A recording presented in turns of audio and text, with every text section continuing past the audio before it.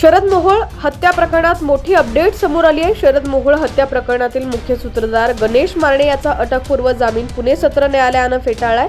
अद्याप गणेश मारणे पोलिसांच्या हाती सापडला नाहीये। या हत्याकांडातील मुख्य सूत्रधाराला पकडणं हे पोलिसांसमोर मोठं आव्हान आहे।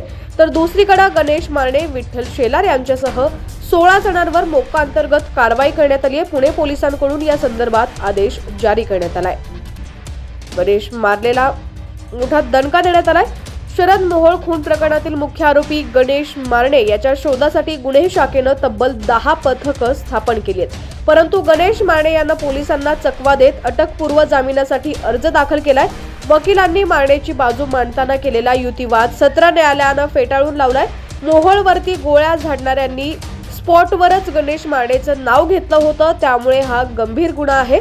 जामीन देता येणार नाही असं ऑर्डरमध्ये स्पष्ट केलंय।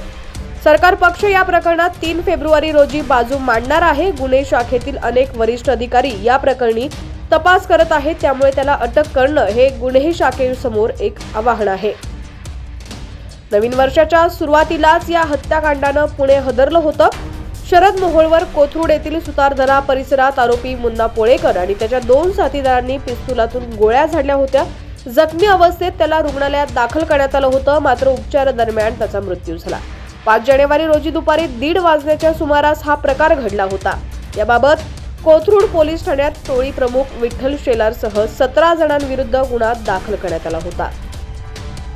तर साहिल उर्फ मुन्ना पोळेकर वय 20, नामदेव महिपती कानगुडे वय 34, विठ्ठल गांडले वय 20 या तिघांनी मिळून शरद मोहोळवरती गोळ्या झाडल्या होत्या।